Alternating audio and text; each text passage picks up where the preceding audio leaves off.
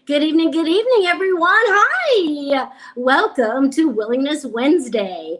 I am your coach, BVon Squires, and today we are sponsored by Spirit Source Connection.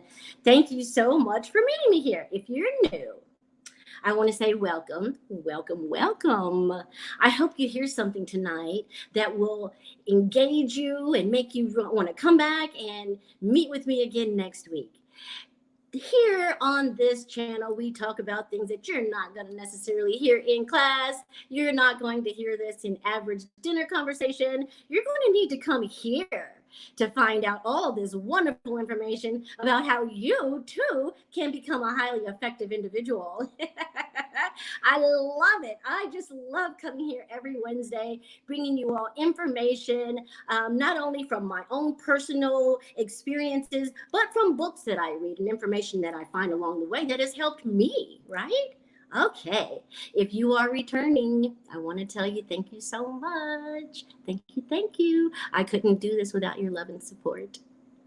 Okay, so before we get started, I'm going to give us a recap so everyone knows what's going on here tonight. So we're all on the same page. So last week, I embarked on a new series called Emotional Intelligence. Ooh, what's that, coach?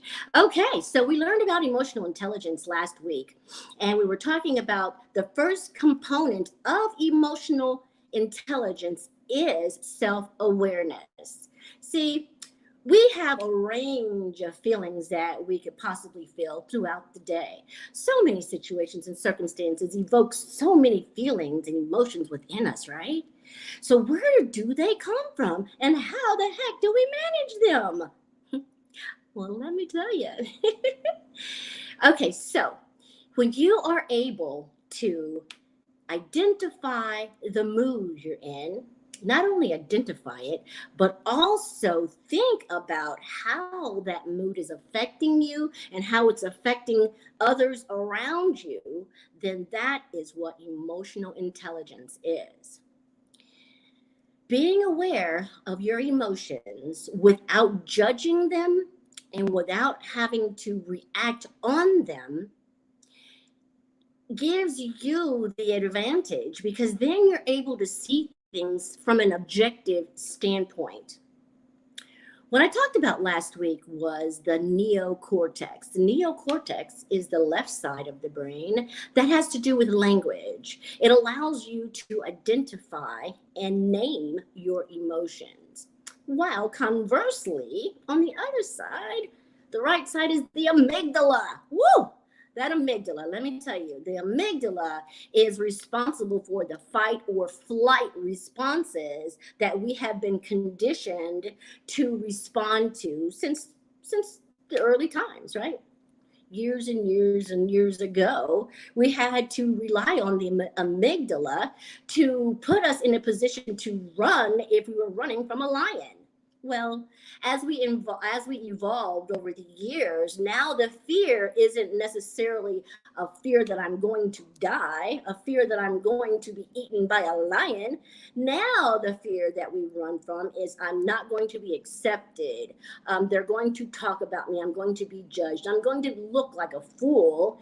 And those are the kinds of emotions, charged emotions that activate the amygdala.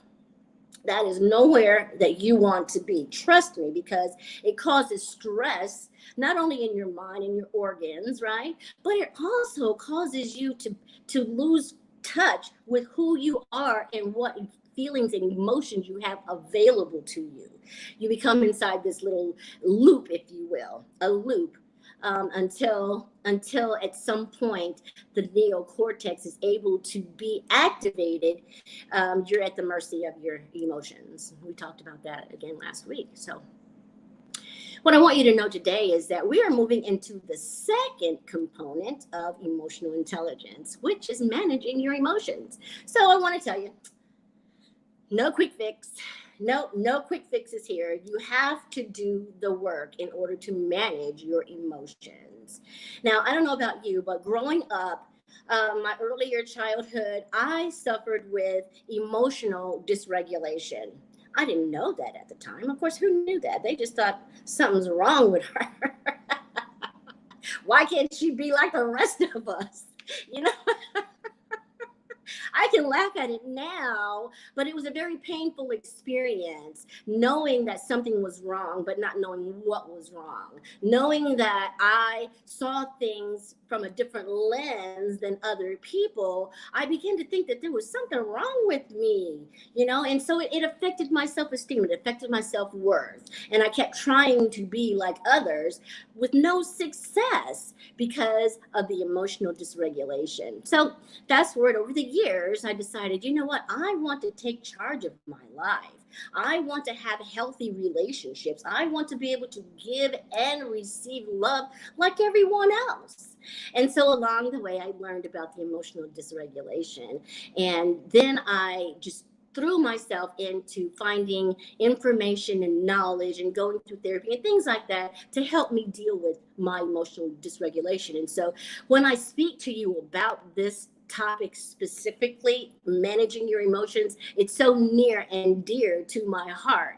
It is so near and dear to my heart because before I knew how to manage my emotions, I was at the mercy of them. I would wake up on the wrong side of the bed, and that's where I would be until at some point I was no longer on the wrong side of the bed. At some point my mood changed, something triggered, and I was able to be released from the amygdala, and I was able to then feel my emotions, right? And so I started practicing. I started just really throwing myself into the work that is necessary. Now I want to tell you, this is not work that the average person is even willing to do. There's only 3% of people those are highly effective individuals who are even willing to give this type of conversation or this type of component, right? A second thought.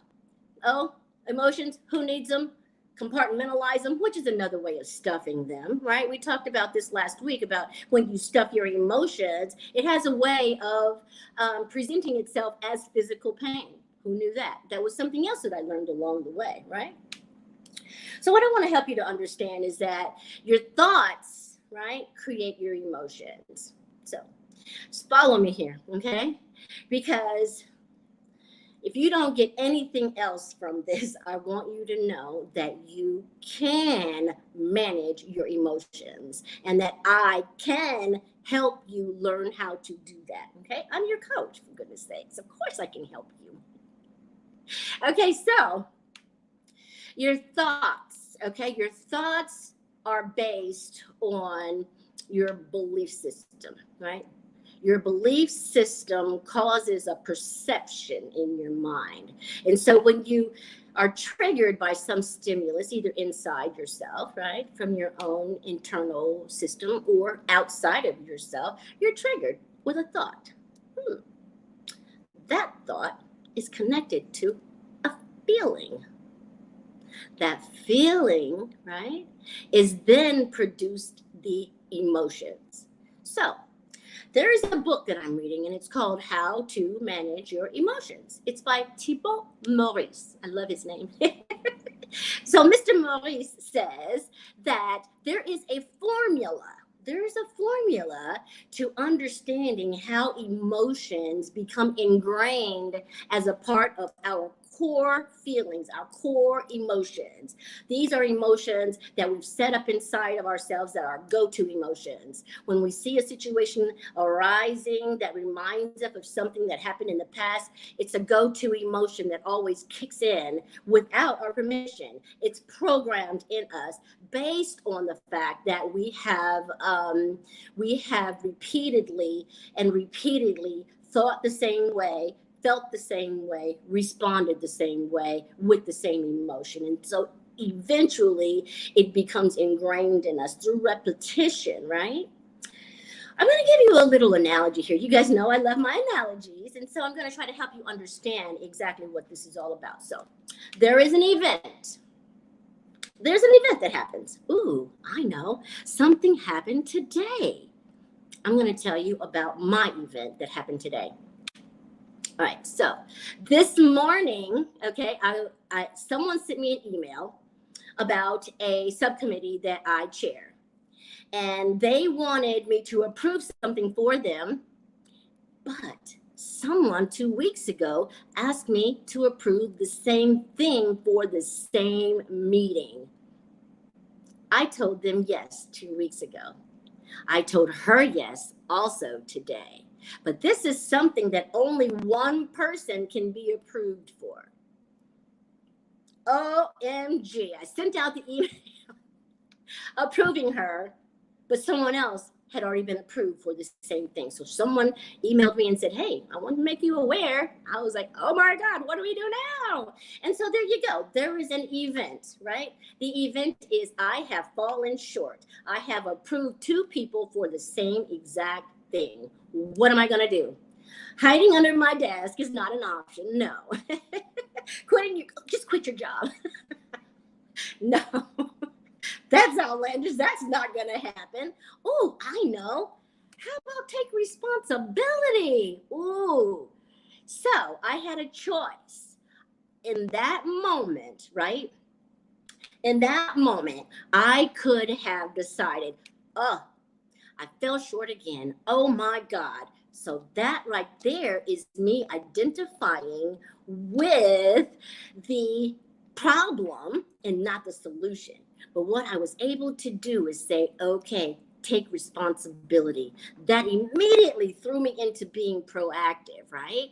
That is habit number 1 of Stephen Covey's 7 habits of highly effective people, is to be proactive. So now I am forcing my energy into the solution instead of having my energy into the problem. So once I was able to force my energy into the solution and be proactive, then I was able to find my way to habit 2, which is begin with the end in mind. Okay, Benita, what is the ideal solution here? How do you want this to end? I want this to end with the person that I initially approved having what I approved, and the second person understanding that I fell short and approved them and I should not have. So the first thing I had to do was apologize, right? Apologize for the oversight. So now I'm in habit number 3, which is putting first things first, right? So I was able to be proactive, take responsibility for the situation, put my energy into the solution, email the person, fix the snafu. There's no snafus, right? And then move into first things first. There you go. I was able to work my way through that situation without giving my energy to the autoplay that sometimes goes in the back of our minds, right? So the event triggered a response in me. The first one was run, oh my God. But of course, it's just a thought. The action that I did is what determines whether I'm in the problem or whether I'm in the solution. And the fact that I was able to email and get that all rectified showed me walking through habit 1, 2, and 3, right? So the thing about it is, I want you to know that you can manage your emotions so that you can have a healthier self-esteem, so that you can have a better relationship with yourself, with your peers, with your family members, with the community, with your church, with everyone, when we can manage our emotions. Being able to manage your emotions and give the right percentage to the situation is where you want to be. At that point, you have achieved metacognition, right? Okay, so what happens with these emotions is, all right, so what happens with the emotions is the event triggers an interpretation, right? The interpretation could have been, oh, Benita, there you go again, falling short. It triggered an interpretation that could have taken me down the wrong path if I was not aware of my emotions, if I was not aware of the trap that my amygdala was trying to set me up, right? If I go down this road of self-pity, self-loathing, insecurity, what else is down there? Defensiveness, all of those low vibrational energies could have taken me down. And I know this because they've done it on many occasions in the past. But now that I can manage my emotions and I can respond appropriately, right? I have trained my mind in my private time to strengthen the neocortex so that I can identify my moods, identify my emotions, and decide right then and there, do you want to be part of the problem or do you want to be part of the solution, right? I've been part of the problem too many times and I know where it ends. It ends in a vicious loop. A vicious loop of emotions, negative emotions, and oh my God, then it could lead to depression. So I don't want to go down that path. I've been down that path. I've been down that path for you. So you can stop going down that path too, okay? Between the two of us, I know that we have been down that path too many times. And so that's why this is so important. I want to help you understand how to stop building those negative emotional traps for yourself, right? You have to be able to tell yourself the painful truth. This is what I had to do. I had to tell myself the painful truth. Guess what, Benita? You can no longer blame people, places, or things for the way that you feel. Because guess what? You create your feelings and emotions. You create them. So you can no longer blame anyone else for your mood. Nobody made you feel a certain kind of way. You chose to feel that certain kind of way based on the perception you have of the event that it happened, right? So if you take the moment, right, to look at that event from an objective standpoint, which is total management of your emotions, right? If you can look at that event from an objective standpoint, then you're able to see no one did anything to you. So a lot of times we think people do things to us because in our minds we believe that they're supposed to respond a particular way to us, right? The other painful truth is that the world does not revolve around me. It doesn't revolve around you either. I know, baby. I'm so sorry to tell you that. What do you mean, coach? Yes. We have to be able to tell ourselves the painful truths so that we don't set ourselves up for an emotional trap later on in life, right? So what I want you to understand here is that if you take the formula, listen, the formula is the event, right, in parentheses, because that has to happen first. So you have the event in parentheses, right? The event plus interpretation, the way I see the event, right? Then identification, the way I feel about the event, right? Based on how I interpreted it, right? And then repetition. See, so what happens is someone hurt me. I feel disrespected. So that's me interpreting it. Someone did something to me. Now I have identified with it, right? The event in a negative way, right? And now I'm repeating the scenario over and over and over and over again in my mind, seeing the event. Seeing the event, interpreting the event from my own belief system, which sometimes can be faulty. Listen, people, I want you to know that your belief system, right, is so critical to the quality of life that you can have for yourself. The belief system that we have has to evolve with us as we continue to grow, as we continue to take in more information, we get more knowledge, then our belief system has to line up with that so that we can make sure that we are living according to our most authentic version of ourselves, see? So if my belief system is version 1.0, but my authenticity level, right, is something different, then I need to update my belief system so that it is compatible with the authenticity that I want to live today, right? And so I want to help you to understand If by some chance you do not understand all of this, which I know it's probably new for most of you, and that's okay. It was new for me at some point too, but I'm here to help you. I am your coach, and you can call me at 317-721-4315, or you can email me at b.vonsquires@gmail.com. And together we can take a look at your belief system. We can take a look at how you interpret events. We can take a look at how you identify with that event and those things that you continue to tell yourself over and over and over again, creating these emotions that become part of the core emotions that you have to operate from. We want to make sure that you are operating from the best belief system that is possible, the most authentic belief system that allows you to live the day, or to live the life that you have dreamed of, right? The life that you want. You can enhance the quality of your life through managing your emotions, and I am here to help you do that.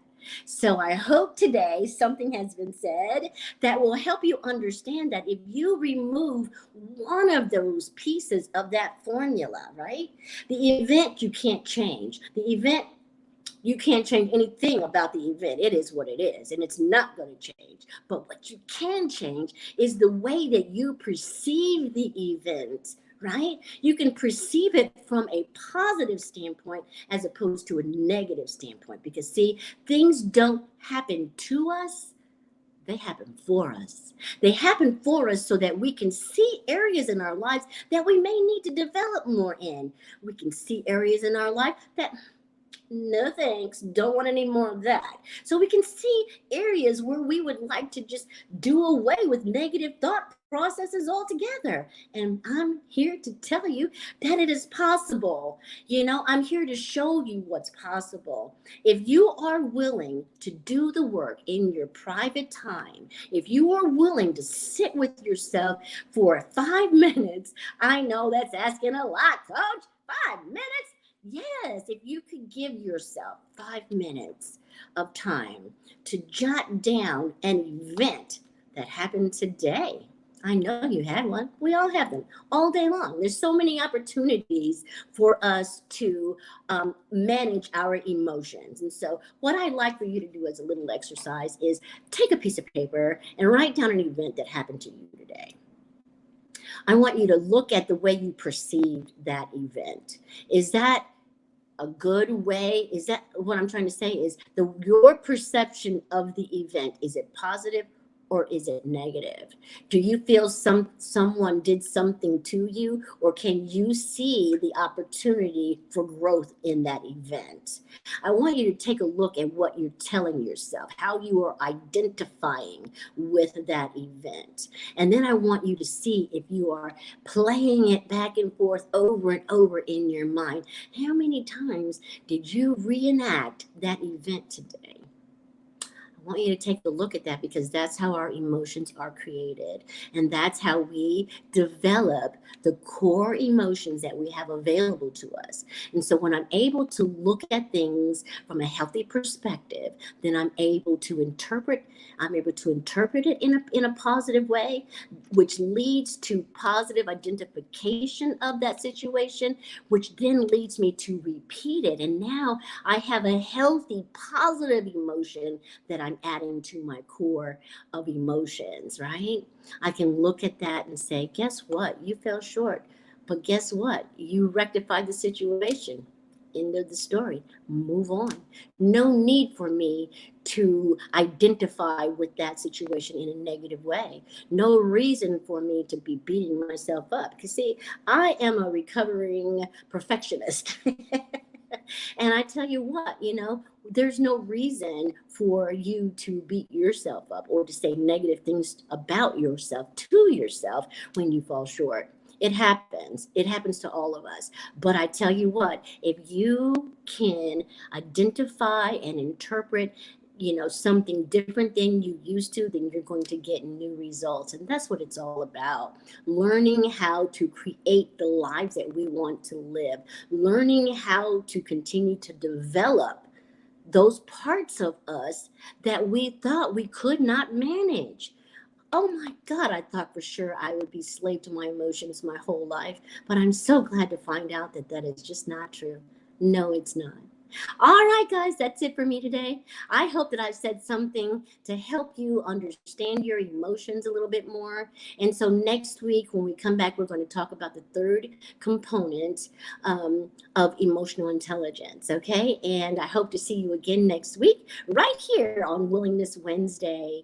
And have a great rest of the week. I'm going to pray and ask God to bless you real good. And then I'll see you next week when you come back. Okay.